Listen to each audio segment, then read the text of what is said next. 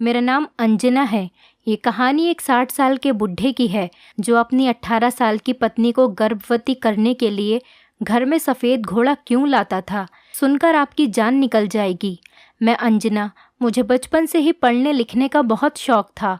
मेरे माता पिता ने भी हमेशा मुझे बहुत सपोर्ट की थी। वो मुझे पढ़ा लिखा कर एक अच्छा और काबिल इंसान बनाना चाहते थे। मैंने 10वीं पास कर लिया था और अब 11वीं कक्षा के लिए अच्छे स्कूल में एडमिशन लेने की पूरी कोशिश कर रही थी। मैंने शहर में एक अच्छे और बड़े स्कूल में एडमिशन लिया और पूरे दिल और दिमाग के साथ मेरी पढ़ाई जारी रखी। मैंने अपनी शिक्षा को पाने में कोई कसर नहीं छोड़ी थी और पूरी कोशिशों के बाद मैंने अपनी पढ़ाई को जारी रखा था। मैंने स्कूल में कभी कोई क्लास मिस नहीं की थी, जबकि दूसरी तरफ बाकी लड़कियों को पीरियड मिस करते देखा। और स्कूल की कैंटीन के बाहर मोबाइल पर हर वक्त लगा देखकर मुझे बड़ी हैरानी होती थी कि न जाने ये किस घर की लड़कियां होती हैं जिनके माता पिता उनके लिए इतनी मेहनत और मशक्क़त करते हैं और स्कूल की इतनी महंगी महंगी फ़ीस भरते हैं ताकि हमारी बेटियां पढ़ लिख कर काबिल इंसान बने। लेकिन ये सब तो यहाँ खूब मज़े करने में मगन हैं, जबकि मैं तो एक गांव की लड़की थी और अच्छे कॉलेज से डिग्री हासिल करने के लिए मेरे पिता ने मुझे शहर अपने मामा के घर पढ़ने कुछ सालों के लिए भेजा हुआ था। मेरे मामा और मामी भी बहुत अच्छे थे। मैं एक दिन अपनी किताबों में खोई हुई थी। मेरे कंधे पर हाथ मारकर बिंदिया हंसकर कहने लगी, क्या यार, तुम हर वक्त किताबों में घुसी रहती हो। कभी किताबों की दुनिया से बाहर निकलकर तो देखो, दुनिया कितनी हसीन और खूबसूरत है। हाय ये जवानी की रंगीनियाँ। वो बड़े प्यारे शब्दों से मुस्कुराते हुए कहने लगी। बिंदिया मेरे मामा की इकलौती और लाडली बेटी थी, जो मेरी बहुत अच्छी सहेली और कज़न भी थी। मैंने कहा, नहीं यार, तुम नहीं जानती मेरे लिए पढ़ लिख कर कुछ बनना कितना ज़रूरी है। मेरे माता पिता की मुझसे बहुत उम्मीदें जुड़ी हैं। वो मुझे घूरती हुई बोली, बस करो यार, कहाँ मम्मी पापा लेकर बैठ गईं। अब तुम भी मुझे लेक्चर दोगी। ये पढ़ाई वढ़ाई मेरे तो बस की बात नहीं है और ना ही मुझे कोई शौक़ है। ये तो ज़बरदस्ती मैंने मम्मी पापा के कहने पर कॉलेज में एडमिशन ले लिया है, वरना मुझे पढ़ने लिखने का कोई शौक़ नहीं है। वो ये कहकर मोबाइल चलाते हुए बिस्तर पर लेट गई। इतनी देर में मामी आ गईं और कहने लगी, अरे तुम दोनों अब तक जाग रही हो, चलो सो जाओ, वरना सुबह कॉलेज के लिए लेट हो जाओगी। वो दूध के गिलास हम दोनों के लिए टेबल पर रखकर वहाँ से चली गईं। दूध पीकर हम दोनों भी सो गए। आधी रात के वक्त मुझे खुसपुस हल्के हल्के किसी के बोलने की आवाज़ मेरे कानों में आई। अचानक मेरी आँख खुली तो बिंदिया मोबाइल पर किसी से गप्पे मार रही थी। मुझे लगा उसके कॉलेज की कोई दोस्त होगी। मैं चुपचाप दूसरी करवट लेकर लेटी हुई थी। बचपन की जासूसी की आदत से मजबूर मैं चुपकर सोने का नाटक करके बिंदिया की बातें सुनने लगी। बिंदिया कह रही थी, जान तुम फिर कब मिलने आओगे, तब हम दोनों शॉपिंग के लिए जाएंगे। मुझे ये सारी बातें सुनकर झटका लगा। ये तो कोई लड़का है। बिंदिया किसी लड़के से बातें कर रही है, ये कोई दोस्त नहीं है। मैं घबराने लगी। मुझे तो पता था कि बिंदिया थोड़ी चुलबुली और चंचल लड़की है, लेकिन वो इस तरह किसी लड़के से बातें क्यों कर रही है, मुझे हरगिज़ मालूम नहीं था। जब सुबह सुबह हम दोनों कॉलेज के लिए रेडी होकर मामा की गाड़ी में बैठकर रवाना हुए, मुझे रात से बेचैनी थी कि बिंदिया आखिर ये सब क्यों कर रही है, वो भी मामा मामी के पीठ पीछे। मैंने ठान ली थी कि आज बिंदिया से सच मालूम करके ही रहूँगी। बिंदिया मुझसे 1 साल छोटी थी। मैं बीए सेकेंड ईयर में और वो फर्स्ट ईयर में थी। मैं कैंटीन में बैठी यही सब सोच रही थी। इतने में बिंदिया की आहट से मैं चौंक गई। क्या हुआ, डर क्यों गई, मैं कोई भूत थोड़ी हूँ। वो कहने लगी, अच्छा सुनो अंजना, तुम आज अकेले ही घर चली जाना, मुझे थोड़ा सा काम है और काम से मुझे उस दोस्त के घर जाना है। मुझे घर आने में थोड़ा लेट हो जाएगा तो मम्मी को बता देना, मैं घर शाम तक आ जाऊँगी। ये बात कहकर वो चली गई। मैं उसे आवाज़ लगाती रही कि सुनो बिंदिया, मेरी बात तो सुनो। मैं पुकारती रही और वो वहाँ से चली गई। मैं सोच में पड़ गई, ज़रूर बिंदिया कुछ तो गलत कर रही है, मुझे उसे रोकना होगा, कहीं वो नासमझी में कोई गलत कदम ना उठा ले। क्या मैं मामी या मामा से इस बारे में बात करूं? नहीं नहीं, अभी नहीं, पहले बिंदिया से ही इस बारे में बात करती हूँ। पहले बिंदिया से सच तो मालूम हो जाए, कहीं मैं जल्दबाजी में उस बेचारी पर कोई इल्ज़ाम लगाकर उसको बदनाम न कर दूं। मैं ये सोचकर बात को नज़रअंदाज कर गई। मैंने घर पहुंचकर मामी से बिंदिया का कहा कि वो आज देर से घर आएगी, उसे अपनी दोस्त के घर कुछ काम था और मैं खाना खाकर अपने कमरे में चली गई थी। शाम के 5 बज रहे थे। बिंदिया अभी तक घर वापस नहीं लौटी थी। मुझे उसकी फिक्र होने लगी थी। इतनी देर में कमरे में बिंदिया की आवाज़ आई, यार मैं बहुत थक गई हूँ, क्या तुम मेरे लिए 1 कप चाय बना दोगी? वो बहुत थकी हुई लग रही थी। मैंने पूछा, कहाँ से आ रही हो बिंदिया? तुम कहाँ पर थी? वो मुझे घूरने लगी और बोली, यार क्या हो गया है तुम्हें? तुम फिर से मेरी मम्मी बन गई हो? तुम तो ऐसे पूछ रही हो। मैं अपने दोस्त के साथ शॉपिंग के लिए गई थी। मुझे उसकी रात की शॉपिंग वाली बात याद आ गई। मैंने कहा, कौन सी दोस्त? वो दोस्त कोई लड़की है या लड़का? मैंने उससे सवाल करते हुए पूछा।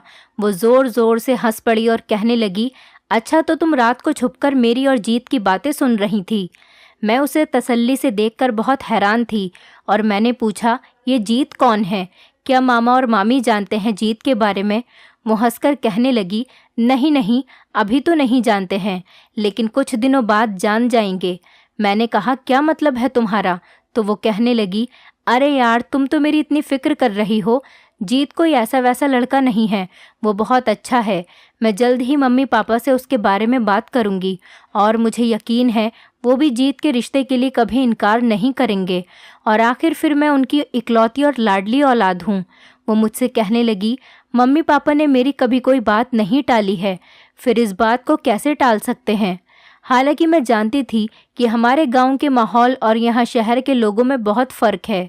यहाँ के लोगों में पसंद की शादी बिल्कुल आम सी बात है, जबकि हमारे गांव के लोग बहुत मासूम और छोटी सोच के लोग होते हैं।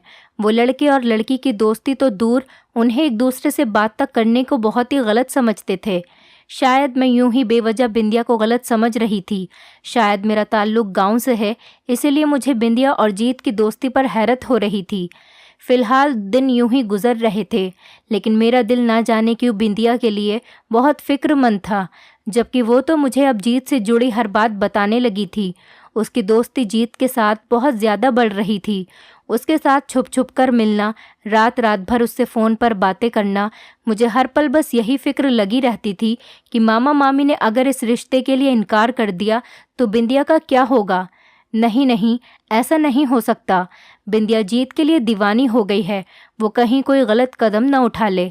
1 साल गुजर चुका था। मामा मामी बहुत मायूस थे।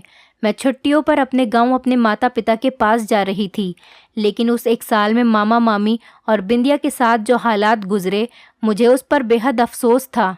मामा मामी का लगाव बिंदिया के जाने के बाद मेरे साथ बहुत बढ़ गया था, लेकिन मैं भी मजबूर थी। कॉलेज की छुट्टियां चल रही थी और मेरी माँ की गांव में बहुत तबीयत खराब हो गई थी। मुझे जाना पड़ा। स्टेशन पर मामा मुझे सामान के साथ ट्रेन में बैठाते हुए रोने लगे। वो बहुत मायूस नज़र आ रहे थे कि बिंदिया के बाद तुम ही मेरे लिए और बिंदिया की मम्मी के लिए बेटी जैसी थी, और अब तुम भी जा रही हो। चलो ठीक से जाना, मैं भी तुम्हारे साथ चलता, लेकिन तुम तो जानती हो तुम्हारी मामी एक माँ होने के नाते बिंदिया के बाद बहुत अकेली हो गई हैं। मैं यहाँ उसे अकेला नहीं छोड़ सकता। अपनी माँ और पिताजी से मेरा नमस्ते कहना और अपना बहुत ख्याल रखना। वो चले गए। कुछ देर बाद ट्रेन चल पड़ी। मैं सारे रास्ते बिंदिया के ख्यालों में गुम थी। मुझे भी काफ़ी सदमा लगा था कि बिंदिया ने जो किया वो वाकई हमने कभी अपने दिमाग में भी नहीं सोचा था। मैं गांव पहुंच चुकी थी। मैं अपने घर लौटकर बहुत खुश थी। मेरे माता पिता मुझे देखकर बहुत खुश हुए। मेरी माँ की तबीयत तो समझो मेरे आने से ही बिल्कुल ठीक हो चुकी थी। माँ को भी बिंदिया के बारे में जानकर बहुत अफसोस हुआ। मुझे आराम की सख्त ज़रूरत थी। मैं अपने कमरे में आराम के लिए लेट गई। मैं अब तक बिंदिया के सदमे से बाहर नहीं आई थी। मुझे नहीं मालूम था गांव आकर मेरे सर पर बहुत ही जल्द आसमान टूट पड़ेगा। यहाँ तो शहर से भी बहुत ही अलग माहौल था। औरतों का पर्दों में रहना, औरतों पर जुल्म सितम और नीची जात ऊंची जात, ये सब बहुत रिवायती और मामूली समझा जाता था। मैं काफ़ी थकी हुई थी। मैं उठकर नाश्ता करने के लिए माँ के पास जा रही थी। माँ को सवेरे ही उठने की आदत थी। आंगन में मेरी मासी सविता, जो हमारे पड़ोस में ही रहा करती थी, वो माँ से कुछ ऐसा कह रही थी कि हमारे गांव का सरपंच, वो 60 साल का खड़ूस बुढ़ा, अपनी बेटी की उम्र की लड़की से शादी करके किसी लड़की को अपने घर पर ले आया है। वही आदत से मजबूर मैं जासूसी के लिए कान लगाए उनकी बातें सुनने लगी। वो माँ से कह रही थी कि सुना था वो बुढ़ा बांझ है, इसीलिए अब तक उसने शादी नहीं की, लेकिन सुना है उसकी बीवी तो अब गर्भवती भी है। इतनी देर में मेरी माँ ने मुझे आवाज़ लगाई कि अंजना देखो कौन आया है, यहाँ आओ, सविता मासी आई हैं तुमसे मिलने के लिए। मैं फ़ौरन भागकर चली आई। सविता मासी मुझे देखकर कहने लगी, मेरी बच्ची कितनी बड़ी हो गई है और प्यारी भी। वो मेरे सर पर प्यार करते हुए बोली, और सुनाओ बेटी, शहर में सब ठीक है मामा मामी? मैंने कहा, जी सब लोग ठीक हैं मासी, और आप सुनाइए, आपकी तबीयत ठीक है? वो कहने लगी, हाँ बेटा, हमारा तो बुढ़ापा है, तबीयत का तो ऐसा ही रहता है, अभी मैं ठीक हूँ, अभी मैं ख़राब। उनके जाने के बाद मैं नाश्ता करते हुए माँ से पूछने लगी, माँ वो मासी क्या कह रही थी उस बुढ़े सरपंच के बारे में? वो बांझ है, उसने शादी कर ली, उसकी बीवी गर्भवती, ये सब क्या चल रहा है? माँ ने मुझे डांटा और कहने लगी, तुम आते ही जासूसी करने में लग गई। खबरदार, अगर तुमने कुछ किया, इस मामले से दूर रहो। कुछ दिन के लिए आई हो, अपने काम से काम रखो। लेकिन मुझे उसकी बात कुछ समझ नहीं आ रही थी। फिलहाल मुझे खेत देखे हुए काफ़ी दिन हो गए थे। मैं खेतों की सैर के लिए चादर लपेटकर घर से निकली। मुझे बहुत वक्त के बाद खेतों की सैर करना बहुत अच्छा लग रहा था। हर तरफ हरियाली ही हरियाली थी। गांव की औरतें जो कुएं से पानी भरने लगी थी, आपस में वहीं बातें कर रही थी जो सविता मासी हमारे घर आकर माँ को बता रही थी। मैंने फिर से कान लगाए और जांच पड़ताल शुरू कर दी तो औरतों ने बताया, वही बुढ़ा सरपंच, सुना है कम उम्र की लड़की को शादी करके लाया है और वो लड़की उम्मीद से है। लेकिन समझ नहीं आ रहा, सारी उम्र वो कुंवारा रहा बांझ होने की वजह से, और अब उसे बुढ़ापे में ऐसी कौन सी जवानी सूझी है? वो कैसे एक कम उम्र लड़की को ब्याह लाया है? और तो और वो लड़की गर्भवती भी है। भगवान जाने, ये अमीर लोग और बड़े आदमी हैं। गांव में हर जगह इनका राज है। हम छोटे लोगों की क्या मजाल जो इनके मामलात में दखलंदाजी करें। आखिर वो खड़ूस बुढ़ा गांव का सरपंच जो ठहरा, वो तो कुछ भी कर सकता है, और क्या पता दौलत के लालच में आकर उस लड़की ने भी उससे शादी कर ली हो।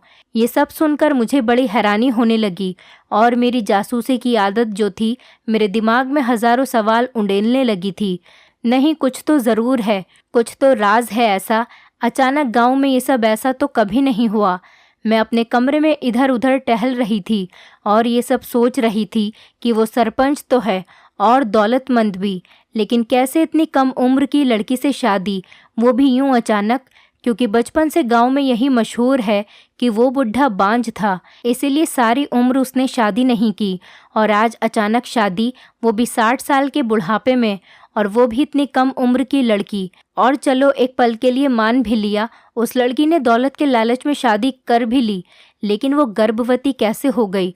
वो बुढ़ा तो बांझ था। मैं अपने आप से बातें करने लगी और मन ही मन सवालों के जवाब ढूंढ रही थी, लेकिन मुझे कुछ भी समझ में नहीं आ रहा था। कोई तो मामला है, मुझे उसकी तह तक ज़रूर जाना ही होगा। कहीं वो लड़की किसी मुश्किल में तो नहीं, कहीं उस बुढ़े ने ज़बरदस्ती उसके साथ? नहीं नहीं, मैं ये नहीं होने दूंगी। मुझे सारा सच जानना होगा। गांव में ये सब क्या चल रहा है? मेरे दिल और दिमाग में एक हलचल मची हुई थी, और साथ साथ गांव में हर कोई उस 60 साल के बुढ़े और उसकी शादी की बातें आग की तरह गांव में फैल रही थीं। हर तरफ उस सरपंच की शादी के चर्चे सुनाई दे रहे थे। एक दिन मैंने अपनी माँ से फिर से कुछ पूछना चाहा कि माँ, ये सब कुछ वाकई सच है? वो सरपंच 60 साल का बुढ़ा और उसकी शादी? माँ ने हैरानगी से कहा, हाँ सच तो है, शायद सुना तो यही सब है, लेकिन तुम क्यों पूछ रही हो? वो गुस्से में लाल पीली होने लगी। खबरदार, तुम्हें समझ नहीं आती, तुम्हें पहले भी समझाया था मैंने, लेकिन तुम तो इस मामले के पीछे ही पड़ गई हो। मैंने कहा, अच्छा ना माँ, बस इतना गुस्सा तो ना करो, मैं तो बस ऐसे ही पूछ रही थी, भला मुझे इन सब से क्या वास्ता? मैंने अपनी माँ को तसल्ली देते हुए कहा। मैं खाना खाकर अपने कमरे में चुपचाप चली गई। अगले ही दिन सुबह फिर से सविता मासी माँ से कुछ बातें कर रही थी। मैंने छुपकर उनकी बातें सुनी तो मेरा शक यकीन में बदल गया। वो कह रही थी, वो बुढ़ा खड़ूस बहुत सख्त दिल है, उसने अपनी बीवी को अपनी हवेली में नहीं बल्कि कहीं जानवरों के बाड़े में रखा हुआ है। मैं सटपटाई, मुझे ये सब कुछ सुनकर झटका लगा। आप ये क्या नई खबर लाई हैं मासी? माँ ने कहा, लेकिन ये सब आपको कैसे पता?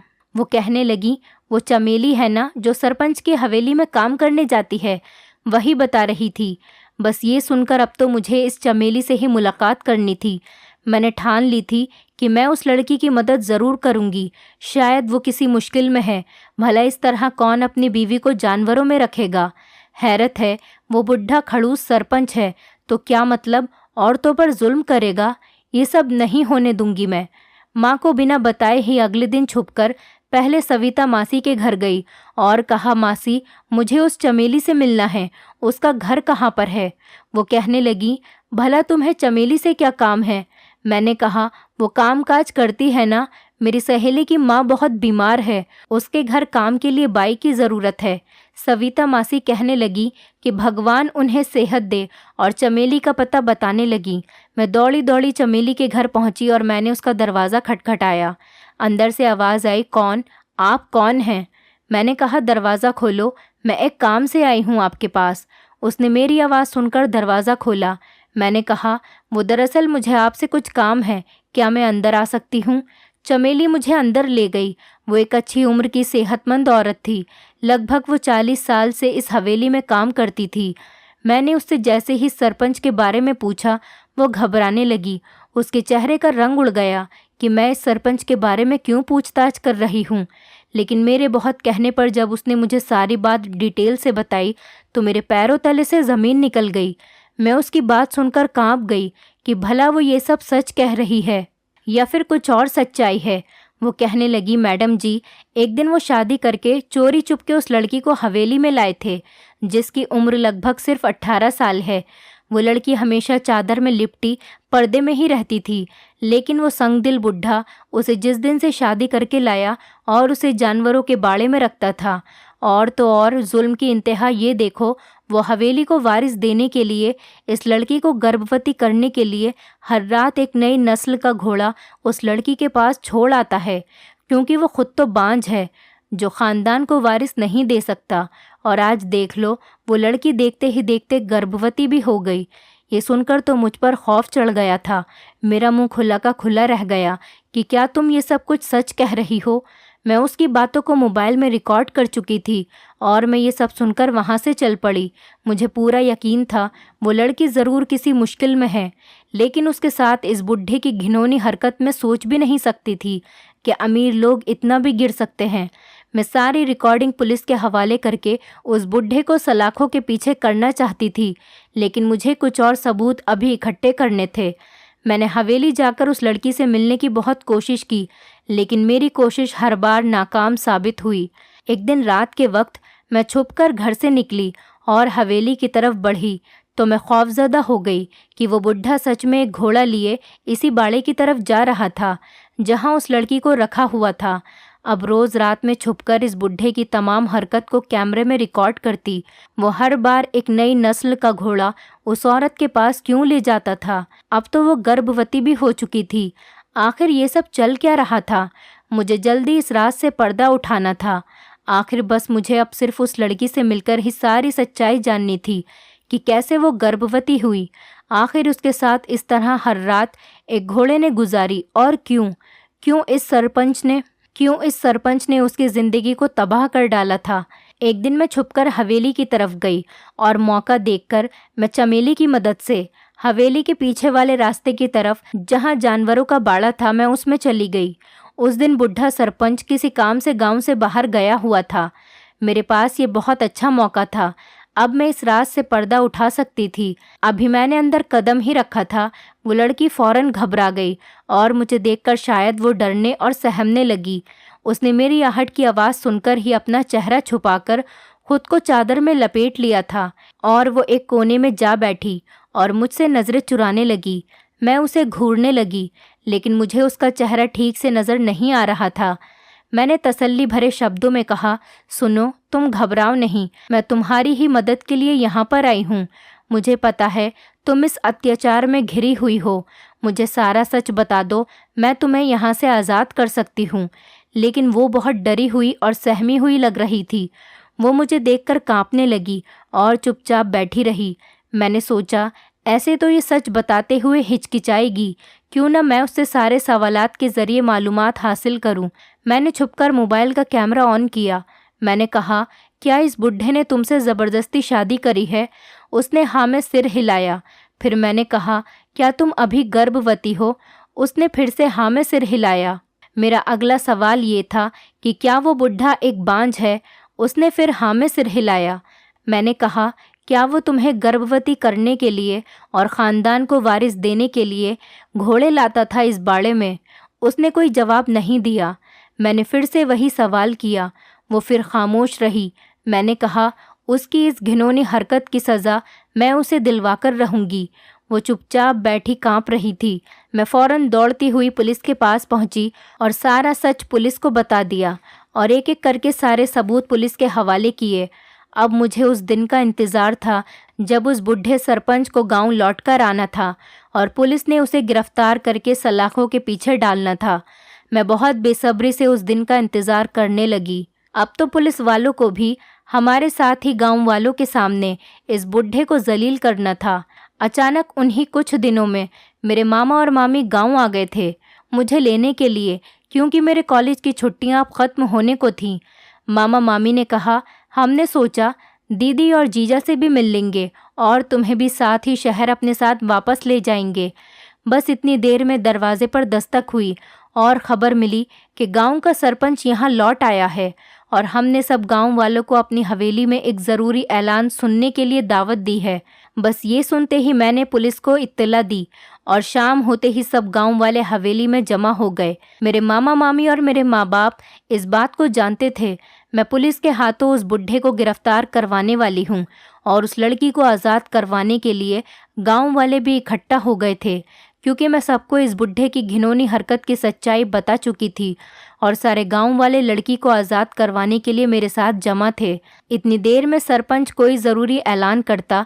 वहां पुलिस पहुंच गई और उस बुढ़े को हथकड़ी लगाते हुए वहां से ले जा रही थी। इतनी देर में चादर में छुपी वो लड़की वहां पहुंच गई जो बुढ़े की पत्नी थी। उसने सख्त शब्दों में कहा, रुको। मैं उस लड़की की जानी पहचानी आवाज़ सुनकर दंग रह गई। जैसे ही मैंने मुड़कर देखा, मेरे सर पर आसमान टूट पड़ा। मेरी आंखें फटी की फटी रह गईं। वो लड़की कोई और नहीं बल्कि हमारी बिंदिया थी। बिंदिया को अचानक वहाँ इतने दिनों बाद देखकर हम सब पर कयामत ही टूट पड़ी कि ये क्या कर रही है और वो लड़की कहाँ गायब हो गई जो बुढ़े की पत्नी थी। मुझे तो कुछ समझ नहीं आ रहा था। मैं बहुत घबरा गई थी। वहाँ क्या चल रहा था? अचानक बिंदिया और उस लड़की का गायब हो जाना।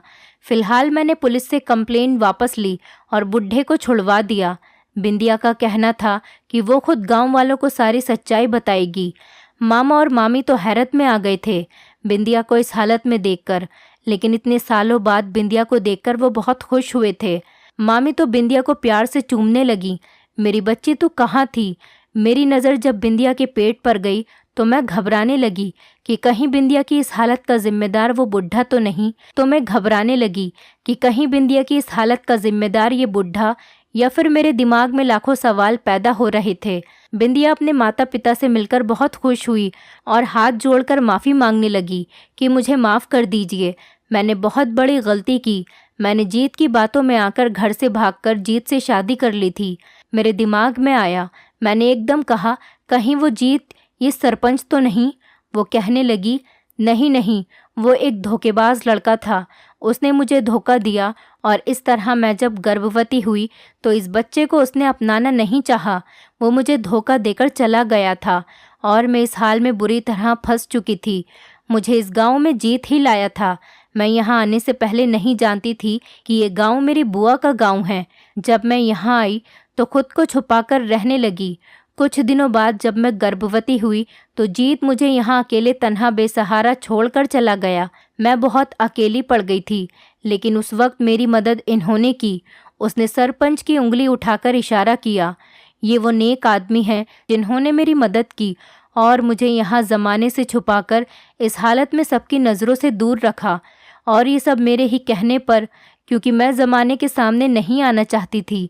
क्योंकि ये दुनिया घर से भागी हुई लड़की को किस नज़र से देखती है ये हम सब अच्छी तरह से जानते हैं। और तो और मैं गर्भवती भी थी। मुझे ज़माने वाले जीते जी मार देते। वो मेरी और जीत की शादी पर यकीन नहीं करते, क्योंकि जब इस बच्चे को उसके सगे बाप जीत ने अपनाने से इनकार कर दिया तो ये ज़माने वाले इस बच्चे को कैसे अपनाते। और वो घोड़े वाली बात, मैंने एकदम सवाल किया तो बिंदिया हंस पड़ी और कहने लगी, मैंने कहा ना कि ज़माना, एक मुंह 10 बातें। बस जैसी मेरी इस हवेली में आने की भनक लगी, दुनिया वालों ने उसे अफवाह ही बना दी कि सरपंच की शादी कम उम्र की लड़की और घोड़े के साथ रात, ये वो वगैरह वगैरह। बहुत ही घिनौनी बातें सुनने को मिली। जबकि उस